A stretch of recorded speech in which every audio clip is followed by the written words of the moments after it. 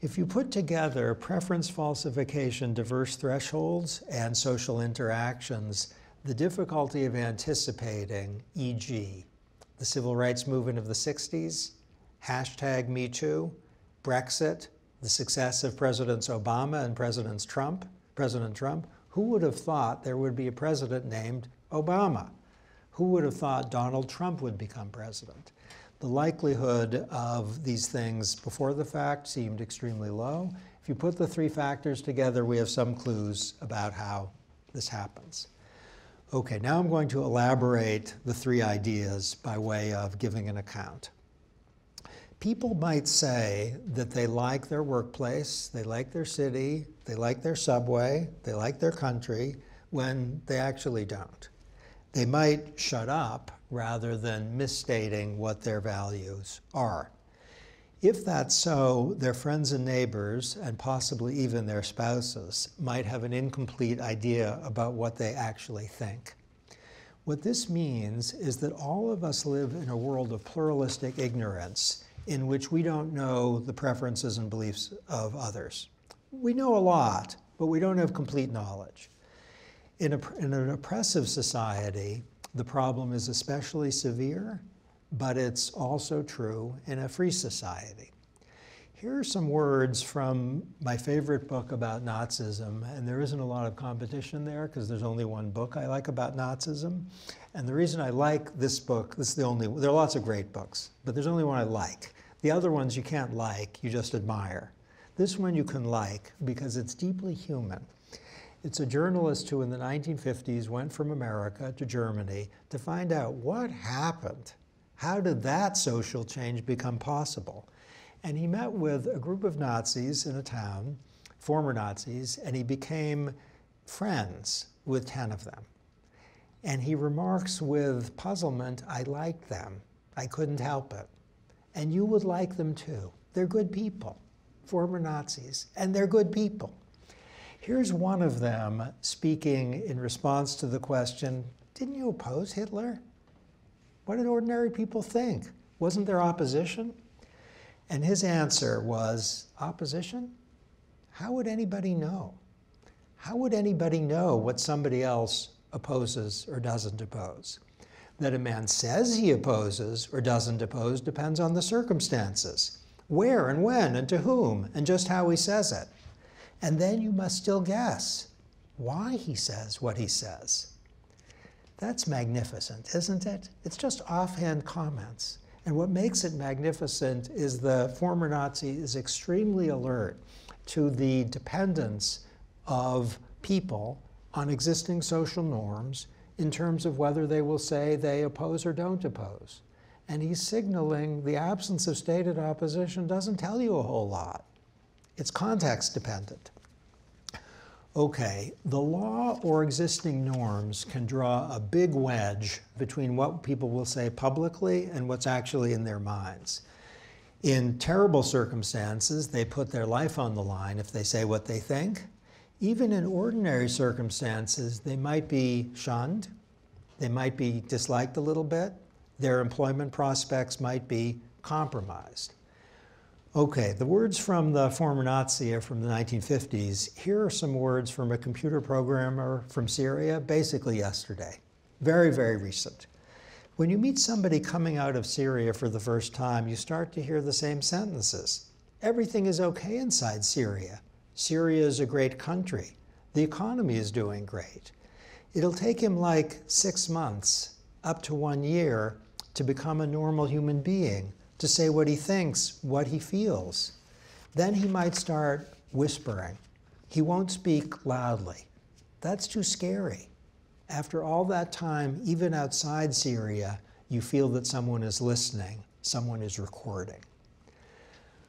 Okay, what's important in that statement is that it suggests the possibility of a successful social movement in circumstances in which people are willing ultimately to whisper something that is deeply in their minds and which can become statements or actions if.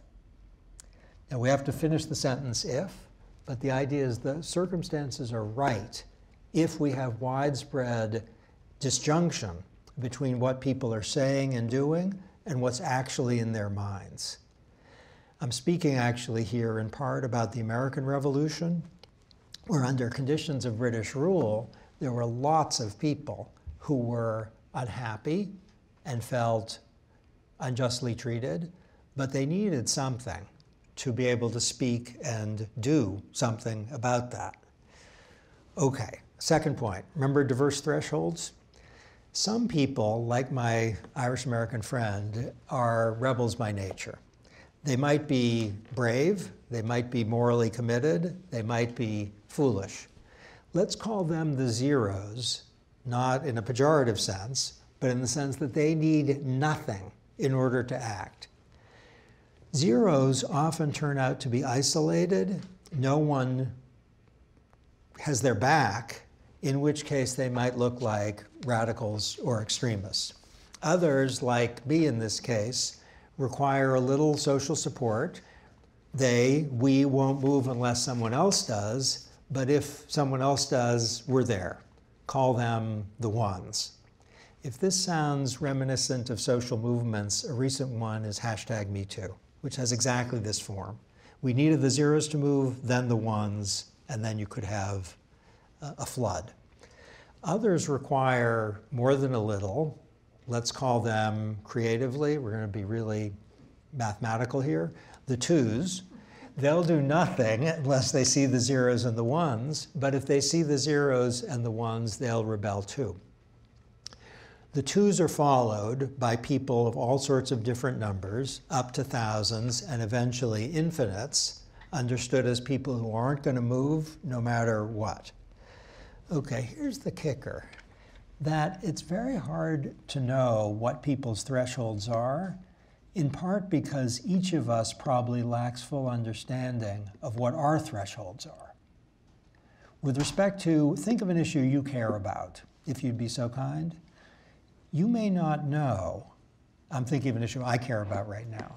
I don't know whether I'm not an infinite, I'm not a zero, but whether one is a 1 or a 2 or a 5 or a 10 or 100, even introspection doesn't answer that question.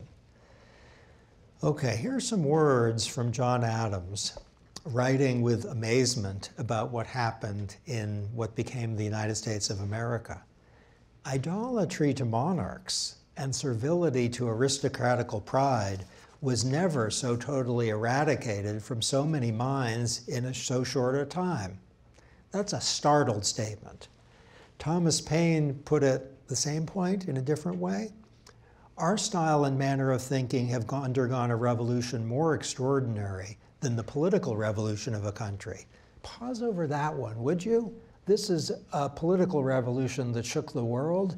You're saying, no, our style and manner of thinking, that's the more extraordinary revolution. We see with other eyes, we hear with other ears, and think with other thoughts than those we formerly used. I have a friendly amendment to Adams and Paine. I want to suggest they don't have it quite right, and I suggest that humbly, because looking at the period, it's not as if people heard with other ears and saw with other eyes. It's that an inner voice which had been silenced was raised because there was a permission slip by virtue of the zeros and the ones. So it's not that people started thinking about human dignity and equality when they hadn't before. It's that they had, but they'd self-silenced. Interdependencies point to the fact that the behavior of the ones and the twos and the threes depend crucially on who is seen to have done what and when. The conditions are ripe for a successful social movement, call it the Clean Air Act, Martin Luther King, the election of John F. Kennedy, the election of someone in 2020. The conditions are going to be right if the zeros go first, then the ones see them, then the twos, then the threes, then the fours. Then the movement's golden. But under imaginable assumptions, it's not going to happen because there are no zeros, or if there are, nobody sees them, or there are few ones, which means the status quo or the regime is safe.